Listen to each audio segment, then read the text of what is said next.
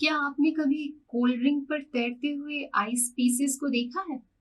आप कहेंगे हाँ, अक्सर हम देखते हैं। तो क्या आप मुझे बता सकते हैं कि बर्फ यानी आइस जो कि सॉलिड स्टेट में है, वो लिक्विड के ऊपर तैरता क्यों है? जबकि सॉलिड की डेंसिटी तो लिक्विड से ज्यादा होती है। फिर बर्फ पानी पर तैरता क्यों है? जी हाँ, आप कहेंगे हाइड्रोजन बंध के कारण। वास्तव में ये जो अभी हमने इंटरेक्शन पढ़े, डिफरेंट इंटरमॉलिक्यूलर इंटरेक्शन पढ़े, उनमें एक और महत्वपूर्ण इंटरेक्शन है जिसे हम कहते हैं हाइड्रोजन बॉन्ड। चलिए आइए समझते हैं कि ये हाइड्रोजन बॉन्ड क्या होता है। जब हाइड्रोजन किसी हाईली इलेक्ट्रोनेगेटिव एटम जैसे कि नाइट्रोजन, ऑक्सीजन या फ्लोरीन, ये हमारी पूरी पीरियोडिक टेबल में सबसे ज्यादा इलेक्ट्रोनेगेटिव एटम है। तो जब हमारा हाइड्रोजन किसी हाईली इलेक्ट्रोनेगेटिव एटम से जुड़ा होता है तो उसकी जो शेयरिंग के इलेक्ट्रॉन्स होते हैं वो हाईली इलेक्ट्रोनेगेटिव एटम की ओर चले जाते हैं। जैसे कि मान लीजिए HF की बात करें हम, तो यहाँ पर HF के बीच कोवलेंट बॉन्ड बन रहा है, यानी कि एक इलेक्ट्रॉन हाइड्रोजन का और एक इलेक्ट्रॉन फ्लोरीन का ये क्या कर रहे हैं, शेयरिंग कर रहे हैं और कोवलेंट बॉन्ड बना रहे हैं। तो चूंकि फ्लोरीन की इलेक्ट्रोनेगेटिविटी बहुत ज्यादा है, इसलिए ये क्या करता है, शेयरिंग के इलेक्ट्रॉन्स को अपनी ओर खींच लेता है। उस कंडीशन में हमारे हाईली इलेक्ट्रोनेगेटिव एटम के ऊपर थोड़ा सा नेगेटिव चार्ज और हाइड्रोजन के ऊपर थोड़ा सा पॉजिटिव चार्ज जाता है। ठीक, अब ऐसा पॉजिटिव चार्ज वाला जो हाइड्रोजन है जब किसी दूसरे हाईली इलेक्ट्रोनेगेटिव एटम के कांटेक्ट में आएगा, तो देखिए ये भी HF का हमने दूसरा मॉलिक्यूल लिया है, तो यहाँ पर भी शेयरिंग के इलेक्ट्रॉन्स किसकी ओर चले गए, हाईली इलेक्ट्रोनेगेटिव एटम यानी कि फ्लोरीन की ओर चले गए। तो जब ऐसा हाइड्रोजन जिसपे थोड़ा सा पॉजिटिव चार्ज है जब किसी दूसरे हाई इलेक्ट्रोनेगेटिविटी वाले एटम के कांटेक्ट में आता है तो दोनों के बीच एक आकर्षण, एक अट्रैक्शन डेवलप हो जाता है और इस स्पेशल अट्रैक्शन को ही हम हाइड्रोजन बॉन्ड कहते हैं। क्लियर? तो जब हमारा हाइड्रोजन किसी हाईली इलेक्ट्रोनेगेटिव एटम से जुड़ा होता है तो सांझे के इलेक्ट्रॉन, शेयरिंग के इलेक्ट्रॉन हाईली इलेक्ट्रोनेगेटिव एटम की ओर चले जाते हैं। ऐसे में जो हाईली इलेक्ट्रोनेगेटिव एटम है उस पर थोड़ा सा नेगेटिव चार्ज और हमारे हाइड्रोजन पर थोड़ा सा पॉजिटिव चार्ज जाता है, और ऐसा पार्शियली पॉजिटिव चार्ज वाला हाइड्रोजन जब किसी दूसरे इलेक्ट्रोनेगेटिव एटम के कांटेक्ट में आता है तो दोनों के बीच एक अट्रैक्शन डेवलप हो जाता है और इस अट्रैक्शन को ही हम हाइड्रोजन बॉन्ड कहते हैं, जिसे हम डॉटेड लाइन से शो करते हैं। तो ये कोई कोवलेंट बॉन्ड नहीं है, ये कोई आयोनिक बॉन्ड भी नहीं है, बल्कि ये आयनिक बॉन्ड और कोवलेंट बॉन्ड से थोड़ा सा कम कहना चाहिए कम शक्ति वाला बॉन्ड है, यानी ये आयनिक और सहसंयोजक बंध की अपेक्षा दुर्बल होता है। यदि आप इसकी एनर्जी को देखें, यहाँ बॉन्ड एनर्जी की बात करें तो इसकी बॉन्ड एनर्जी लगभग 5 to 7 किलो कैलोरी पर मोल की लगभग होती है, जबकि यदि एक सामान्य सहसंयोजक बंध की बॉन्ड एनर्जी की हम बात करें तो 50 से 100 किलो कैलोरी पर मोल की लगभग उसकी बॉन्ड एनर्जी होती है।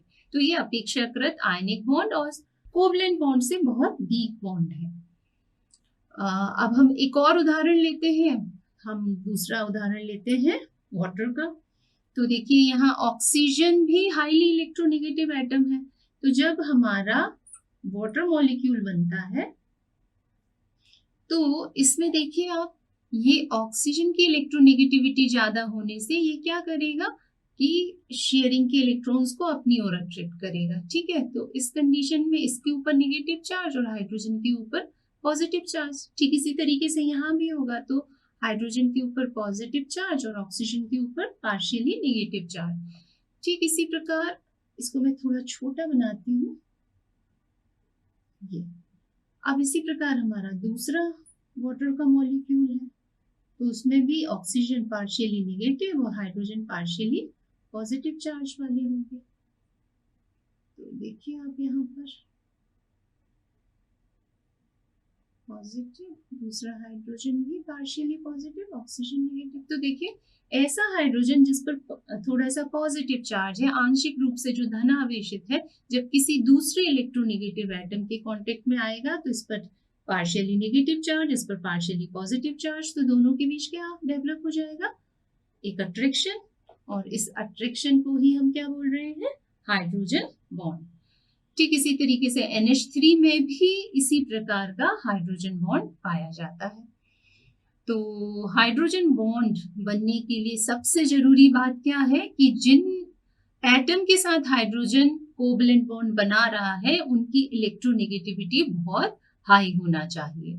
ठीक, तो हमारे पूरी पीरियोडिक टेबल में से हमने जो हाईली इलेक्ट्रोनेगेटिव एटम देखे वो कौन कौन से मिले, नाइट्रोजन, ऑक्सीजन और फ्लोरीन, जिनके साथ हाइड्रोजन आगे हाइड्रोजन बॉन्ड बनाता है। अब हम बात करते हैं कि ये हाइड्रोजन बॉन्ड कितने प्रकार के होते हैं। तो ये जो हाइड्रोजन बॉन्ड है ना, ये दो प्रकार के होते हैं। एक होता है इंटरमॉलिक्यूलर, इंटरमॉलिक्यूलर जिसे हम बोलते हैं हिंदी में अंतराण्विक। अंतराण्विक हाइड्रोजन बॉन्डिंग। इंटरमॉलिक्यूलर नाम से ही समझ में आ रहा है कि जब दो मॉलिक्यूल्स के बीच हाइड्रोजन बॉन्ड का फॉर्मेशन होता है तो उसे हम इंटरमॉलिक्यूलर हाइड्रोजन बॉन्ड कहते हैं। और दूसरा हाइड्रोजन बॉन्ड होता है इंट्रामॉलिक्यूलर, हिंदी में इसे कहते हैं अंतः आणविक। क्या, अंतः, ये अंतः आणविक, कंफ्यूज मत होइएगा। और ये अंतरा, अंतरा यानी बीच में, अंतराण्विक। ठीक है, तो डिटेल में हम दोनों को देखते हैं कि ये क्या होते हैं। तो सबसे पहला इंटरमॉलिक्यूलर हाइड्रोजन बॉन्डिंग, नाम से ही समझ में आ रहा है इंटरमॉलिक्यूलर यानी जब दो अलग अलग मॉलिक्यूल के बीच में हाइड्रोजन बॉन्ड का फॉर्मेशन होता है तो उसे हम कहते हैं इंटरमॉलिक्यूलर हाइड्रोजन बॉन्ड। यहाँ अभी हमने जितने एग्जाम्पल देखे, हमने पहला एग्जाम्पल HF का देखा, तो HF में देखिए एक मॉलिक्यूल HF का ये है और दूसरा मॉलिक्यूल HF का ये है, और दो मॉलिक्यूल्स के बीच में हाइड्रोजन बॉन्ड का फॉर्मेशन हो रहा है। ठीक इसी तरीके से H2O में भी हमने देखा कि एक H2O का मॉलिक्यूल ये, दूसरा ये, तीसरा ये, तो अलग अलग जो मॉलिक्यूल्स हैं इनके बीच में क्या हो रहा है, हाइड्रोजन बॉन्ड बन रही है। तो इस तरीके के ये जो हाइड्रोजन बॉन्ड बने ये किस कैटेगरी में आते हैं, ये इंटरमॉलिक्यूलर हाइड्रोजन बॉन्ड की कैटेगरी में आते हैं।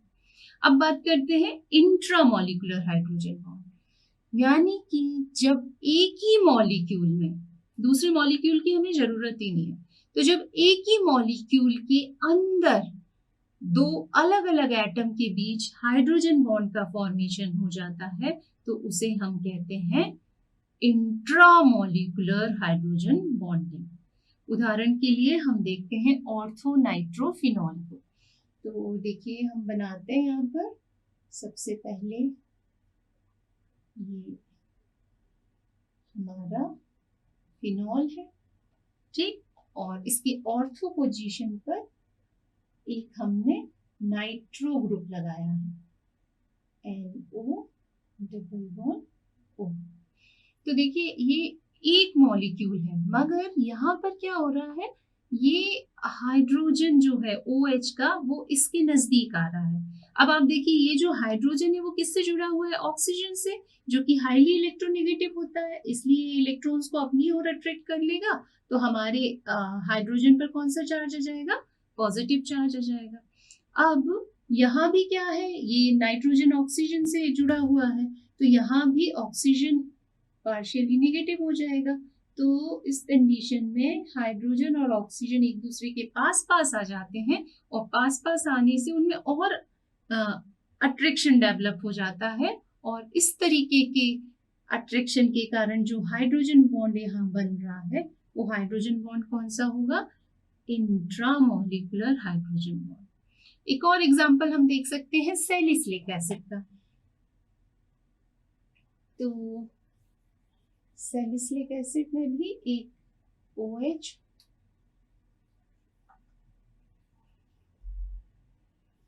और यहाँ पर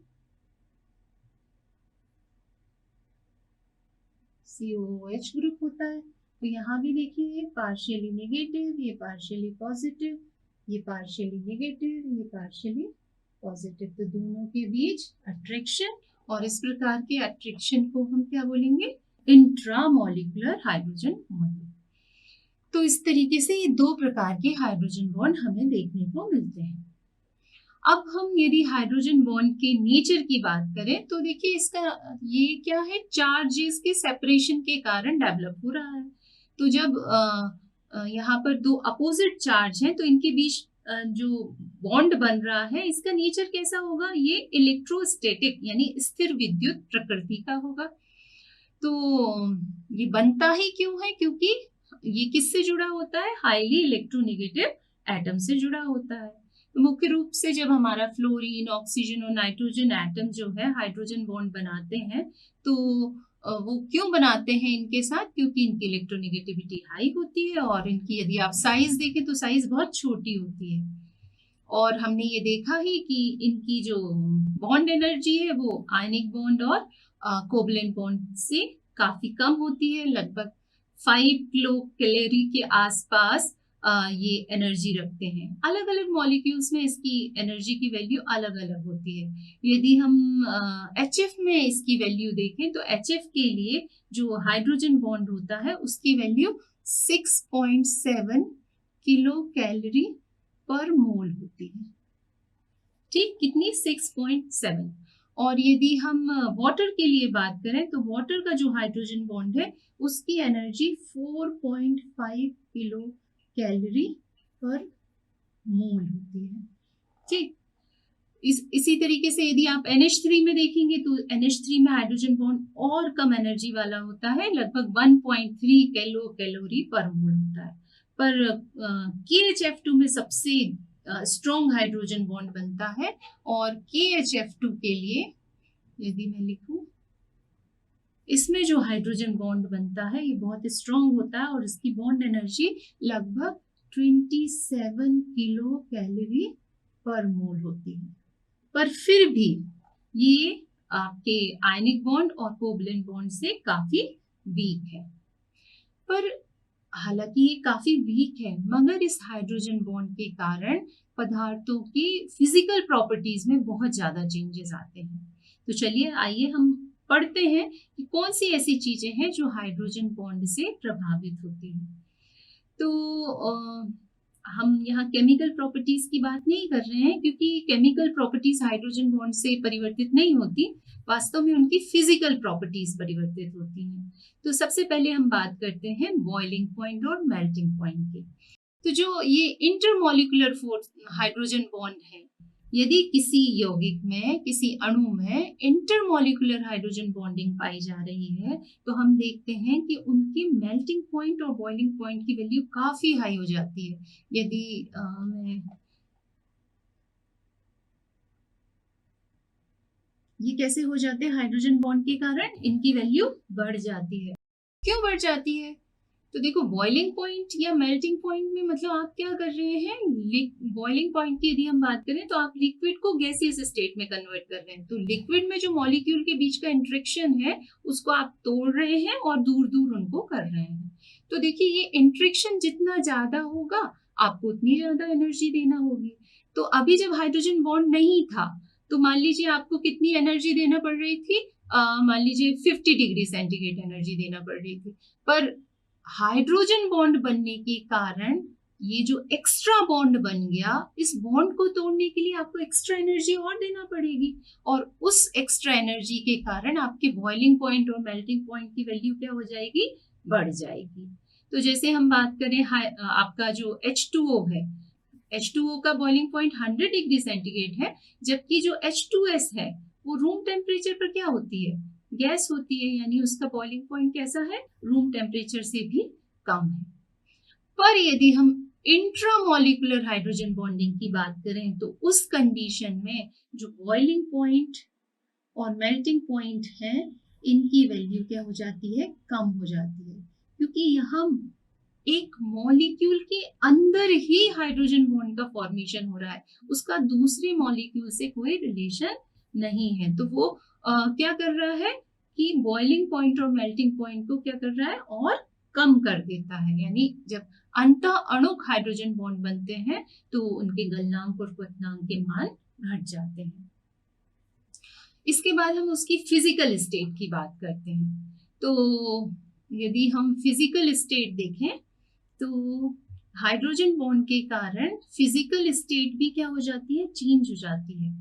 ये आपने कई बार ये क्वेश्चन देखा होगा कि रूम टेम्परेचर पर आपका जो पानी है H2O है वो द्रव होता है, जबकि H2S क्या है, गैस है।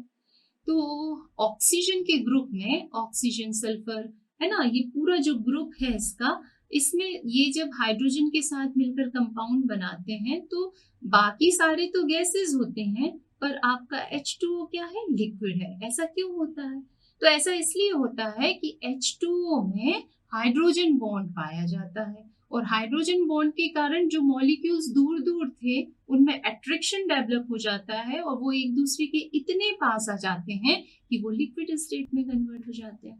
जबकि H2S में क्या है, H2S में मॉलिक्यूल्स दूर दूर रहते हैं, उनमें किसी तरीके का कोई अट्रैक्शन, हाइड्रोजन बॉन्ड जैसा कोई एक्स्ट्रा एनर्जी तो मिल नहीं रही है, उनको एक्स्ट्रा अट्रैक्शन है नहीं, तो मॉलिक्यूल्स दूर दूर रहते हैं, और दूर दूर रहेंगे तो उसे हम कौन सी स्टेट कहते हैं, गैसियस स्टेट। तो H2S में सिर्फ वॉन्डरवॉल फोर्सेस काम करते हैं, जबकि H2O में वॉन्डरवॉल फोर्सेस के अतिरिक्त हाइड्रोजन बॉन्ड भी काम करता है, जिससे मॉलिक्यूल्स एक दूसरे के इतने पास आ जाते हैं कि वो किस में कन्वर्ट हो जाते हैं, वो लिक्विड स्टेट में कन्वर्ट हो जाते हैं।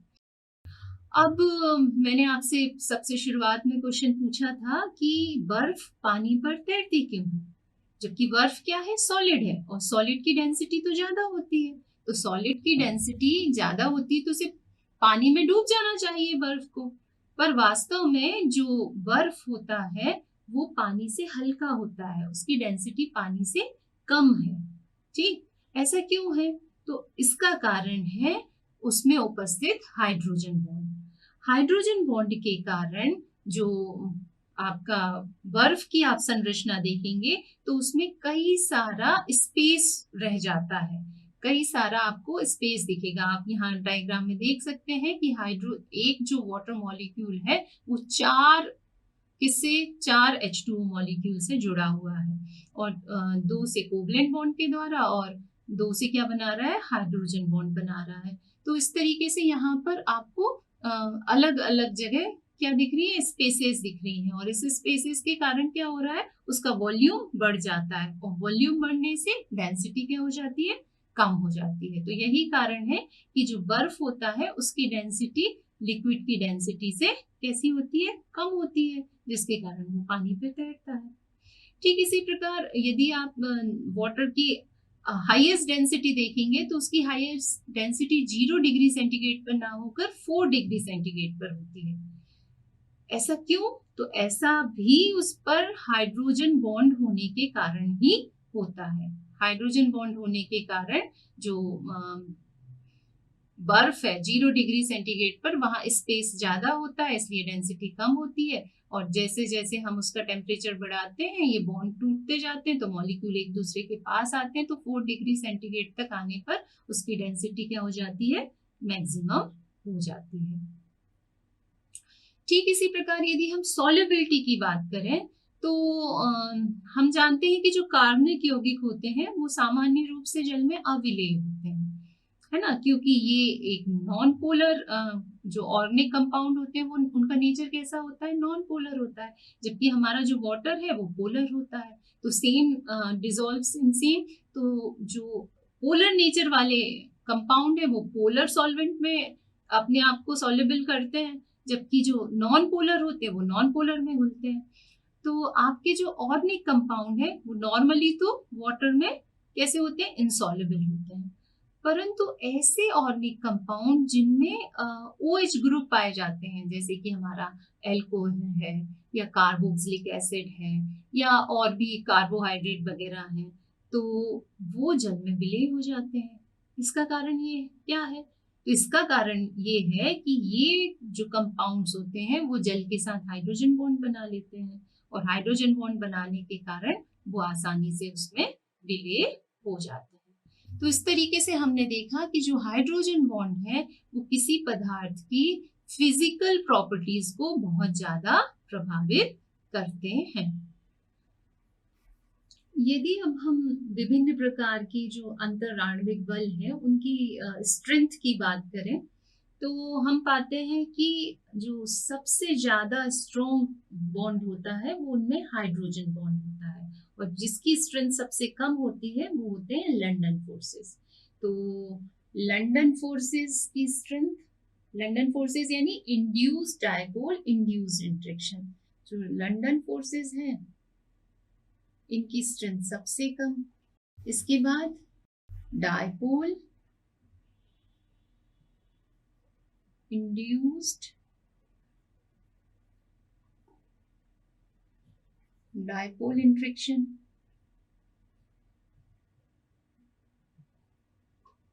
और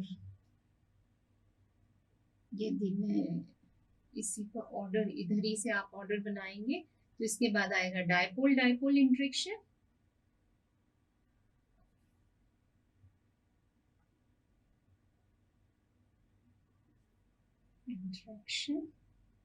और सबसे ज्यादा स्ट्रेंथ होती है हमारे हाइड्रोजन बॉन्ड की। यही कारण है कि जो हाइड्रोजन बॉन्ड है ना, ये फिजिकल प्रॉपर्टीज को, किसी यौगिक की फिजिकल प्रॉपर्टीज को बहुत ज्यादा प्रभावित करता है।